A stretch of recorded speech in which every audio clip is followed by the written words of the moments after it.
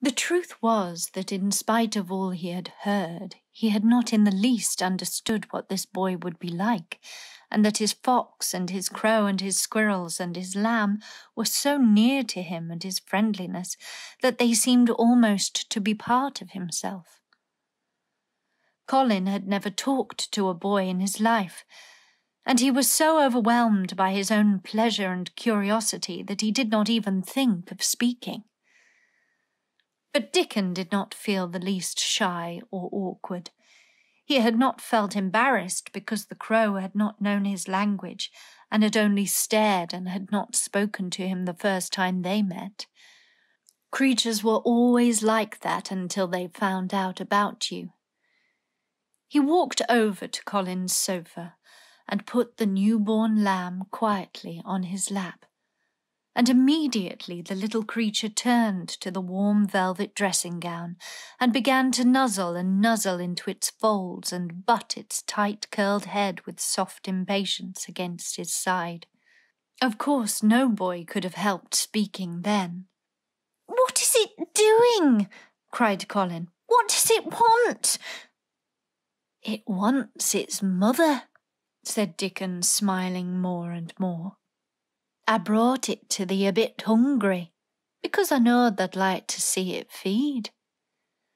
He knelt down by the sofa and took a feeding bottle from his pocket. "Come on, little un," he said, turning the small woolly white head with a gentle brown hand. "This is what tha's after. I'll get more out of this than there will out of silk velvet coats. There now." And he pushed the rubber tip of the bottle into the nuzzling mouth, and the lamb began to suck it with ravenous ecstasy. After that, there was no wondering what to say.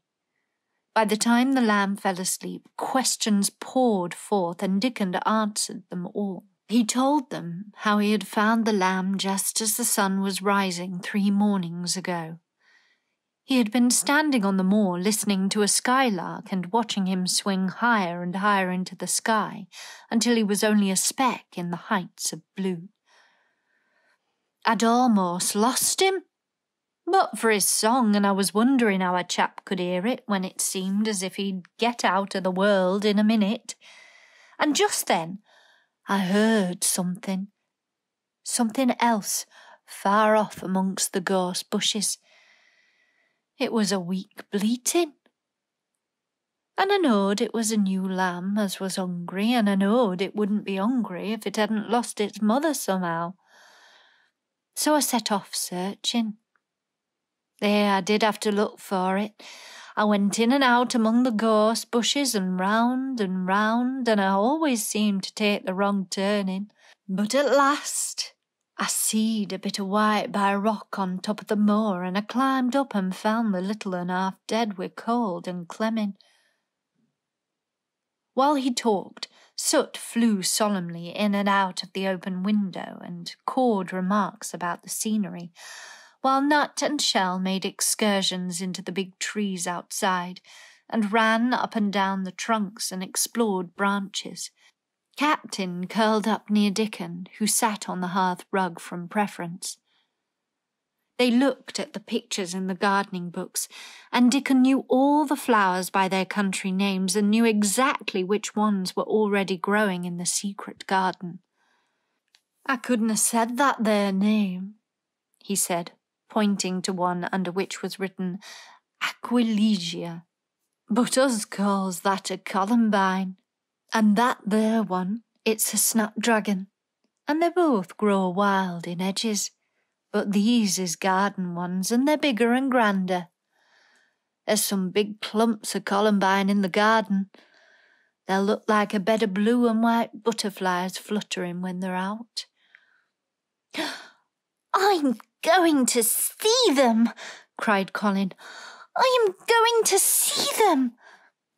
"Aye, that tha mun," said Mary, quite seriously, "and tha munnot lose no time about it."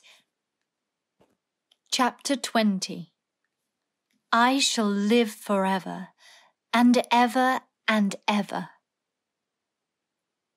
But they were obliged to wait more than a week, because first there came some very windy days, and then Colin was threatened with a cold, which two things happening one after the other would no doubt have thrown him into a rage, but that there was so much careful and mysterious planning to do, and almost every day Dickon came in, if only for a few minutes, to talk about what was happening on the moor, and in the lanes and the hedges and on the borders of the streams.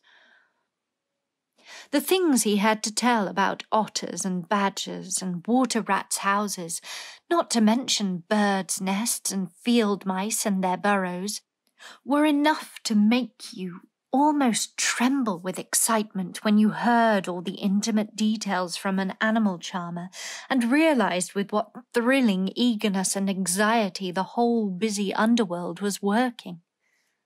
"They're the same as us," said Dickon, "only they have to build their homes every year, and it keeps 'em so busy they fair scuffle to get 'em done." The most absorbing thing, however, was the preparations to be made before Colin could be transported with sufficient secrecy to the garden. No one must see the chair carriage and Dickon and Mary after they turned a certain corner of the shrubbery and entered upon the walk outside of the ivied walls. As each day passed, Colin had become more and more fixed in his feeling that the mystery surrounding the garden was one of its greatest charms. Nothing must spoil that. No one must ever suspect that they had a secret. People must think that he was simply going out with Mary and Dickon because he liked them and did not object to their looking at him. They had long and quite delightful talks about their route. They would go up this path and down that one, and cross the other and go round among the fountain flower beds as if they were looking at the bedding out plants. That would seem such a rational thing to do that no one would think it at all mysterious. They would turn into the shrubbery walks and lose themselves until they came to the long walls. It was almost as serious and elaborately thought out as the plans of march made by great generals in time of war. Rumours of the new and curious things which were occurring in the invalids' apartments had, of course, filtered through the servants' hall, into the stable yards and out among the gardeners. But notwithstanding this, Mr. Roach was startled one day when he received orders from Master Colin's room to the effect that he must report himself in the apartment no outsider had ever seen, as the invalid himself desired to speak to him. "Well, well," he said to himself as he hurriedly changed his coat, "what's to do now? His Royal Highness that wasn't to be looked at calling up a man he's never set eyes on?" Mr. Roach was not without curiosity. He had never caught even a glimpse of the boy and had heard a dozen exaggerated stories about his uncanny looks and ways and his insane tempers. The thing he had heard oftenest was that he might die at any moment, and there had been numerous fanciful descriptions of a humped back and helpless limbs given by people who had never seen him. "Things are changing in this house, Mr. Roach," said Mrs. Medlock as she led him up the back staircase to the corridor onto which opened the hitherto mysterious chamber. "Let's hope they're changing for the better, Mrs. Medlock," he answered. "Well, they couldn't well change for the worse," she continued, "and queer as it all is, there's them as finds their duties made a lot easier to stand up under.